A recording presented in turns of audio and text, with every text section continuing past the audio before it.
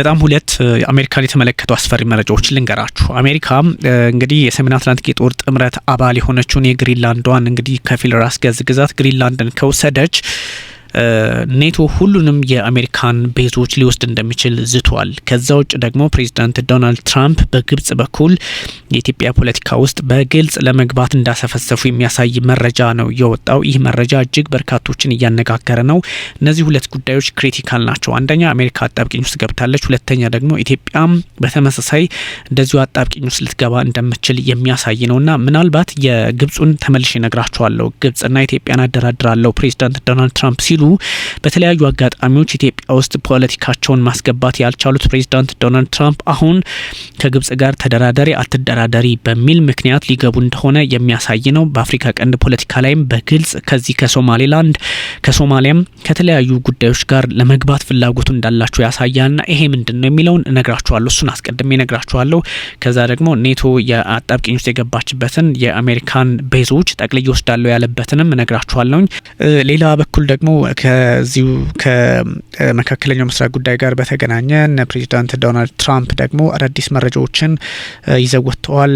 ጋዛ ምን ላይ ነው ያለው የሚለውንም በስፋት እናየዋለን። ከዛ ውጭ ደግሞ ማንም አሳምኖኝ ሳይሆን ኢራንን ያልመታሁት ራሴን አሳምኜ ነው በሚል ሌላ ሀሳብ ፕሬዚዳንት ዶናልድ ትራምፕ አምጥተዋል። እንግዲህ ከኔቶም ደግሞ በራሱ መንገድ ጫና ውስጥ ገብተዋል። እነዚህን ሁሉ ጠቅለል አድርጌ የምነግራችሁ ይሆናል። እጅጉን አመሰግናለሁ። ግን እንደዚህ አይነት ሁኔታዎች በጣም የአሜሪካን ፖለቲካም ጭምር ፈተና ውስጥ ሊያስገባ የሚችል ነውና ዶናልድ ትራምፕ እንግዲህ የህዳሴው ግድብን በተመለከተ ነው የተጠናቀቀ የህዳሴው ግድብን እንግዲህ የተመለከተ መረጃ ነው ያወጡት።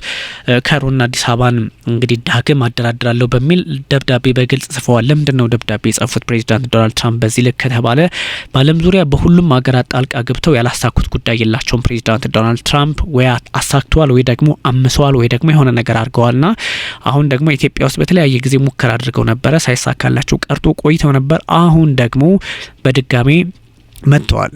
ኢትዮጵያ በዚህ ጉዳይ ላይ መደራደር ካልቻለች እንግዲህ የግብጽን ፍላጎት ሳይሆን የአሜሪካን ፍላጎት ማስከበር ካልቻለች ደብዳቤያቸው ያን የማይመልስ ከሆነ እንግዲህ የሚመጣው ጦስ ቀላል እንዳልሆነ መረዳት ያስፈልጋል። ትራምፕ ግልጽ ደብዳቤን የጻፉት ኢትዮጵያና ግብጽ እንግዲህ መደራደር አለባቸው በገርድ ዙሪያ በህዳሴው ግድብ ዙሪያ ነው። እንግዲህ ውዝግቡ መፈታት አለበት የሚል አቋም ነው ያራመዱት። ይህ ውዝግብ አልተፈታም ወይ? ኢትዮጵያ በኃይል በጉልበት አላጠቃለለችም ወይ? በግልጽ የሚያሳይ ነው። እንግዲህ ለግብጽ ፕሬዚዳንት አብደል ፈታህ አልሲሲ ነው ደብዳቤ ጻፈላቸውና በህዳሴ ግድብ ዙሪያ የተጀመረው የሜዲዬሽን ወይም ደግሞ ማደራደር ሊቀጥል እንደሚችል እንደምትፈልግ ደግሞ በዛ ልክ እንደ ግብጽና አሳምና ኢትዮጵያን ማሳምና ማደራደር እንደምትፈልግ ነው የተናገሩት። ይሄኛው ግን ትንሽ የውድ ያልሆኑ ነገሮች ሊያስከትል ይችላል። ፕሬዚዳንቱ እንግዲህ አርብ ነው ይሄን ደብዳቤ የጻፉትና የጻፉት ደግሞ ለአብደል ፈታህ አልሲሲ ነው። እንግዲህ በእስራኤልና በሐማስ መካከል ተኩስ አቁም እንዲደረስ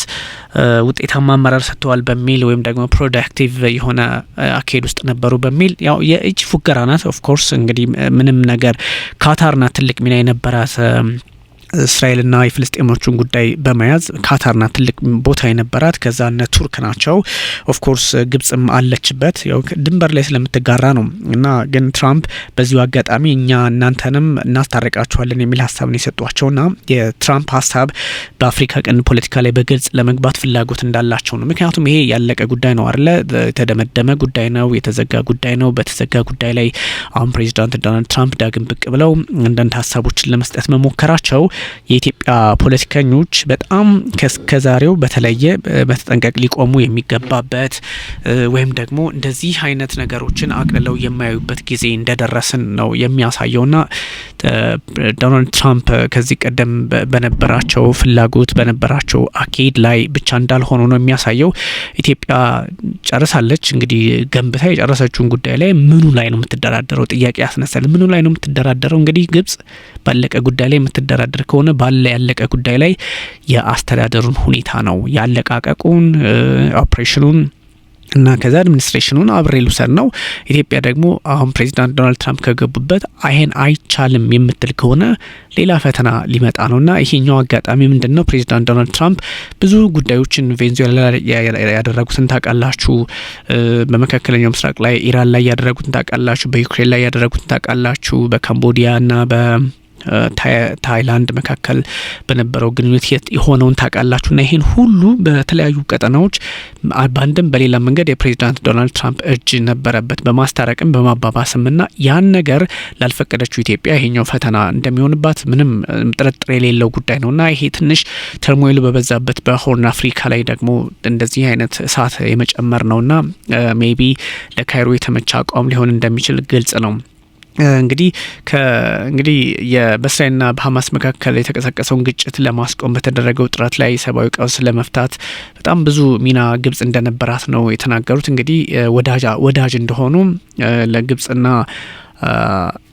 አሜሪካ ወዳጅ እንደሆኑ ለህዝብ ደግሞ ለደህንነታቸው በጋራ መስራት እንዳለባቸው እንደ ወዳጅ ሀገር አስቀምጠዋል። ከዛም በኋላ በግብጽና በኢትዮጵያ መካከል ያለውን ይሄ የውሃ ጉዳይ ጥያቄ ለአንዴና ለመጨረሻ ጊዜ ለመፍታት አደራዳሪ ሆነን ዳግም ሪፐብሊካኑ መምጣት እንፈልጋለን ዝግጁም ነን የሚል ሀሳብ ሰጥተዋልና ይሄ በደብዳቤ የተገለጸላቸው ለአብደልፈታህ አልሲሲ። አብደልፈታህ አልሲሲ ደግሞ ደስታቸው ነው፣ ምክንያቱም አሜሪካን ማሰለፍ ስለሚችሉ ማለት ነውና የኢትዮጵያ ትንሽ ፈተና አስቸጋሪ ሁኔታዎች ሊፈጠር ይችላል። ያ ማለት ኢትዮጵያ እንግዲህ የጨረሰችው ጉዳይ ነው። በጨረሰችው ጉዳይ ላይ ሀብትሽን ስጪ ካልሆነ ምንም ሊፈጠርባት አይችልም። ግን ምንድነው ችግሩ?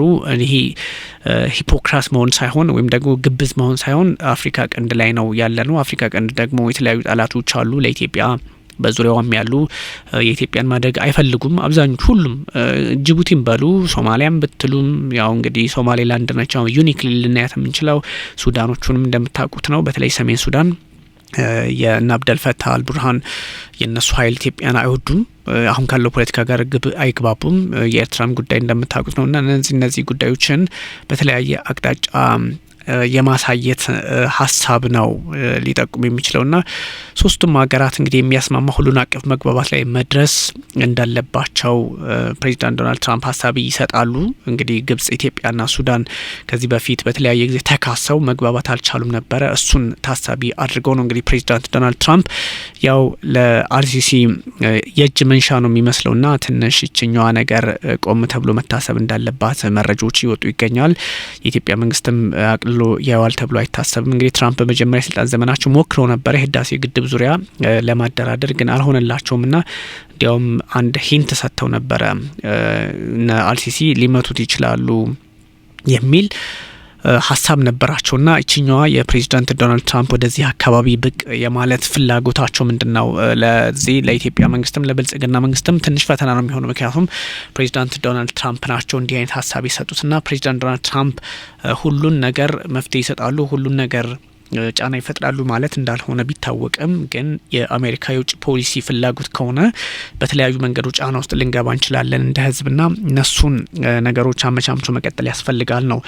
ኢትዮጵያ እንግዲህ ዲፕሎማቲካሊ እንደዚሁም ደግሞ በተለያዩ አጋጣሚዎች በነበሩት ዛቻ በጣም ያን ሁሉ መከራ ተቋቁማ ገንብታ በጨረሰችው ግድብ ላይ ምንድነው አሁን ያን ሁሉ ገንዘቧን ካፈሰሰች በኋላ ግብጽ ደግሞ ሌላ ተጨማሪ አቅም እንድትፈጥር የማድረግ ፍላጎት ነው እንግዲህ አሁን እያሳዩ ያሉት ፕሬዚዳንት ዶናልድ ትራምፕና እሳቸው በሚሉት ልክስ ይሆናል ወይ የሚለው እንዳለ ሆኖ ግን ትንሽ ይሄኛው ቀጠናው ላይ አሁን ያለንበት ሁኔታ ፈተናው በዛ ያለ ነው እና ከሱ አንጻር አስቸጋሪ አጋጣሚዎች ሊፈጠሩ ይችላሉ። ግን የኢትዮጵያ በዚህ የሚሊሻ ፖለቲካን ማቆም ካልቻለች በጣም ውስብስቡ ጊዜ ሊቋጭ ይችላል ነውና ፕሬዚዳንት ዶናልድ ትራምፕ እንግዲህ በዚህ አጋጣሚ ነው አንዳንድ በጣም በርካታ ጉዳዮችን ያስተካከልኩ ነው በሚሉበት ሰዓት ነው ቶኒ ብሌርና ማርክ ሩቢዮ በነገራችን ላይ በጊዜያዊነት የሰላም ቦርድ አባል ሆነው በዚህ በጋዛው ጉዳይ ላይ በተሾሙበት አጋጣሚና በዛ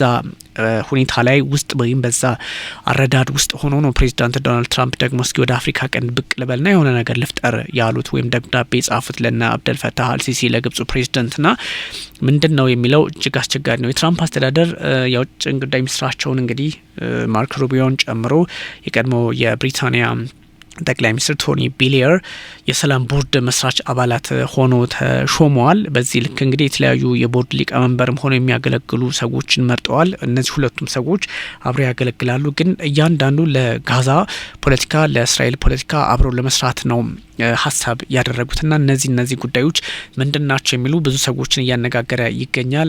ምናልባት የጋዛ ጉዳይ ምን ላይ ነው ያለው የሚለውን እንደው ለምታዩ ሰዎች እነዚህን ጉዳዮች ማንሳት ስለፈለኩ ነው። ጋዛ እንግዲህ በዚህ ልክ ነች። ጦርነቱ ቆሟል አልቆመም ለምትሉ የለም ማለትም ባይሆን እንግዲህ እንደ በፊቱ አይነት አስፈሪም ሆኖ የቀጠለ አይደለም። በተወሰነ መጠን ጋብ ብሏል። ግን እስራኤል የምትፈልገውን ነገር እያደረገች እንደሆነ ደግሞ መገመት አያቅተም። ኤኒዌይ ፕሬዚዳንት ዶናልድ ትራምፕ በዚህ አውድ ውስጥ ሆነው የትራምፕ እንግዲህ የመካከለኛው ምስራቅ ልዩ መልእክተኛ ስቲቭ ዊትኮፍ እንዲሁም የፕሬዚዳንቱ ወይም የትራምፕ አማቻቸው ጃርድ ኩሽነር ከዚህ በፊት በመካከለኛው ምስራቅ ፖለቲካ ላይ ትልቅ ስራ ሲሰሩ ነበረ። አብርሃም አኮርድን በማሳካት እሳቸውም በመስራች ስራ አስፈጻሚ ቦርድ ውስጥ ተካተዋል። እንግዲህ ስለዚህ መግለጫው በዚህ ልክ ነው። እንግዲህ የግብጽም አት ዘ ሴም ታይም ለግብጽ ፕሬዚዳንት አብደል ፈታህ አልሲም ደብዳቤ የተጻፈላቸው እርስዎ እንዳይደብሩት አይነት ነገር ነው የሚመስለውና ይሄ ብዙ የፖለቲካ ሂደቶችን ሊያሳይ ይችላል። የግል ድርጅት ኃላፊዎችም አሉበት። የዓለም ባንኩ ኃላፊ ባንጋ ማለት ነው አጃይ ባንጋ፣ እንደዚሁም ደግሞ እነ ማርክ ሩያን የአሜሪካ ብሔራዊ ደህንነት አማካሪዎቹም እነ ሮበርት ጋብርኤል አብረው በዚህ በፒስ ቦርድ ውስጥ ተካተዋልና እንደዚህ አይነት ጥያቄዎችን ለማንሳትም እድል ይፈጥራል። ፕሬዚዳንት ዶናልድ ትራምፕ ደግሞ በአጋጣሚም ይሁን በምን ሁኔታ የዛን አካባቢ ፖለቲካ መፍትሄ ሊሰጡት እንደሚችሉ በግልጽ ያሳያል። ትራምፕ ቦርዱ መቋቋሙን ገልጾታል። በማንኛውም ጊዜ በየትኛውም ሁኔታ እንግዲህ በተዋቀረበት አጋጣሚ ስራው ሊሰራ እንደሚችል በግልጽ ተቀምጧል። በሚቀጥሉት ሳምንት ዓመታት ደግሞ ሌሎች ተጨማሪ ሰዎችን እንደሚሾሙ ተነግሯል። ስለ ቶኒ ብሌር ደግሞ እንግዲህ ብዙ እንደምታውቁት የብሪታንያ ጠቅላይ ሚኒስትር ነበሩ። ከ1997 እስከ 2007 ጠቅላይ ሚኒስትር ነበሩ። እንግዲህ ከለቀቁ በኋላ ብዙ ስራዎች የሰሩ ናቸው። በሩሲያ በአውሮፓ ጉዳይ በአሜሪካ በመንግስታቱ ድርጅት ተጠሪ ሆነው የመካከለኛው ምስራቅ ልኡክ በመሆን እንደዚህ በብዙ ጉዳዮች ላይ ብዙ ስራ የሰሩ ሰው ናቸውና ከጠቅላይ ሚኒስትርነታቸውን ባሻገር አሁን የመካከለኛው ምስራቅን ጉዳይ መፍትሄ ያሰጡታል ተብሎ ይታሰባል። እንግዲህ የዌስት ባንክ አካባቢዎችን የሚያስተዳድር የፊልስጤም አስተዳደር የቀድሞ ምክትል ሚኒስትር ስማቸው አይ ቲንክ አሊ ሻዝ ናቸው። እንግዲህ ይህን አዲሱን ኮሚቴ ይመራሉ ተብሎ የሚታሰባልና የሐማስ ጉዳይ ኦልሞስት ወደ መጠናቀቁ እንደሆነ ያሳያል። የቡልጋሪያ ፖለቲከኛና የቀድሞ የተባበሩት መንግስታት የመካከለኛው ምስራቅ አምባሳደር ኒኮላይ ሞልዳኖቭም በኮሚቴው ውስጥ እንግዲህ ይካተታሉ ተብሎ ይታሰባልና ፕሬዚዳንት ዶናልድ ትራምፕ እቅዳቸው ዓለም አቀፍ እንግዲህ አረጋጊ ኃይል እዛ አካባቢ ስታቢላይዜሽን የሚፈጥር ኃይል ያሰማራሉ ተብሎ ይታሰባል። እንግዲህ የፍልስጤም የፖሊስ ኃይሎችን ያሰለጥናሉ፣ ይደግፏቸዋል። እንግዲህ ብዙ ስራዎች ይሰራሉ ተብሎ ይታሰባል። ያ ማለት ከአሜሪካ ፍላጎትና ፖለቲካ አንጻር አብረው ይሰራሉ ነው። ሌላ ምንም አይነት ትርጉም የለውም። እንደ የሐማስ ጉዳይ እንግዲህ እዚህ ላይ ጥያቄ ውስጥ ገብቷል የሚለውን እንድታስቡት ነው። ብዙ ሰዎች የዚህ የመካከለኛው ምስራቅ ፖለቲካ ሲነሳ ይሄኛውን መፍትሄ መስጠት ያስፈልጋል ተብሎ ይታሰባልና በጋዛው ሐማስና በእስራኤል መካከል ያለው ውጥረት በዚህ ልክ ሊቋጭ ይችላል ተብሎ ይታሰባል። ግን አንዳንድ ሁኔታዎች አሁንም ጥያቄ ሊነሳባቸው እንደሚችል መገመት አያዳግትም። ምክንያቱም እነ ፕሬዚዳንት ዶናልድ ትራምፕ የሚሄዱባቸው ርቀቶች፣ መንገዶቻቸው አስቸጋሪ ጊዜያትን ታሳቢ ከማድረግም አንጻር እነዚህን ጊዜያት ያሳለፉበት ሁኔታ አለና የጋዛ ጉዳይ ምን ላይ ነው ያለው? ጋዛ ምን ላይ ነው ያለው? ብዙ ምክንያቱም አሁን በኢራንና በእስራኤል ውጥረት ወይም ደግሞ በኢራንና አሜሪካ አንዳቸው ሌላቸው ላይ ጥቃት ሊሰነዝሩ ነው የሚለው ሀሳብ ባለበት ሁኔታ ነው የሆነ ስለሆነ ወይም ደግሞ እሱ ትንሽ ደበቅ ያደረገው ጉዳይ በመሆኑ ትኩረትን አልሳበም እንጂ ይሄኛው ጉዳይ በጣም በዓለም ፖለቲካ ላይ መነጋገሪያ ሆኗል። በቀላሉ የሚታይ አይደለምና አት ዘ ሴም ታይም እነዚህን ሁኔታዎችም ፕሬዚዳንት ዶናልድ ትራምፕ ይሰሩባቸዋል ተብሎ ይታሰባል።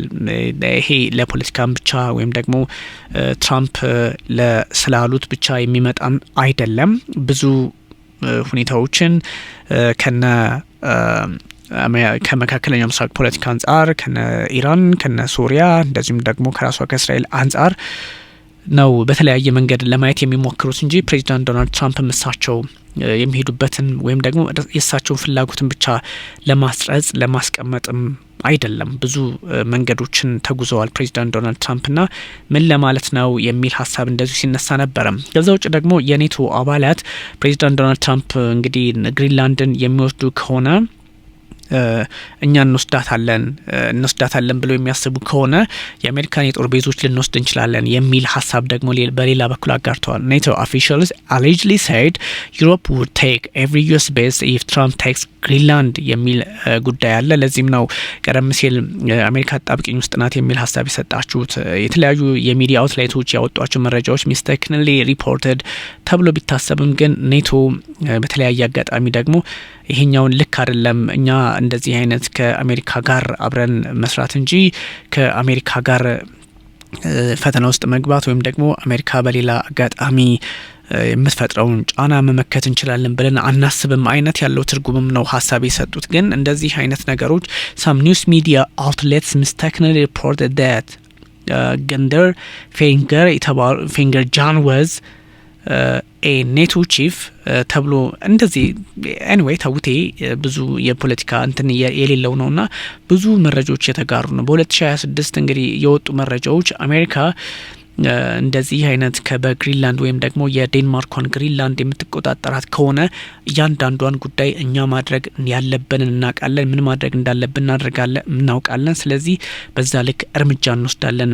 የሚል ሀሳብ ነው የሰጡት። ግን አንዳንድ ሰዎች አሜሪካ እንደዛ አደረገችም አላደረገችም እኛ ምንም ልናደርግ አንችልም፣ በሰላማዊ መንገድ መፍትሄ እንሰጠዋለን የሚል ሀሳብ ነው እየሰጡ የሚገኙት። ግን የነ ፕሬዚዳንት ዶናልድ ትራምፕ የሚሄዱባቸው ወይም ደግሞ የሚሰሯቸው ስራዎች በተለየ መንገድ የሚታዩ ካልሆነ ትንሽ አስቸጋሪ ነው። ለዚህም ነው አሁን ትራምፕ በሁሉም ጉዳይ ላይ መካከለኛው ምስራቅ ፖለቲካ ላይም እንደምታዩት አፍሪካ ቀንድ ላይም ደግሞ አሁን የሚሄዱበት ለማባበል ነው የሚመስለው። በእርግጥና አብደልፈታህ አልሲሲን እነሱ ነገሮች ስንመለከታቸው ጥያቄዎች እንዲነሱ የሚያደርጉ እድሎች አሉ። ስለዚህ ይህን በግራም በቀኝም ማስቀመጥ ወይም ደግሞ በተለየ አቅጣጫ ማየት ያስፈልጋልና ብዙ ሰዎች እንደሚያስቡት ሳይሆን ፕሬዚዳንት ዶናልድ ትራምፕ ለመፍትሄ የሚሰሩ ፕሬዚዳንት ዶናልድ ትራምፕ በተለየ አቋማቸውን አንጸባርቀው በጎ ነገር ለመስራት የሚሄዱ ናቸው ተብሎ ሊታሰብ ቢችልም ግን አሁን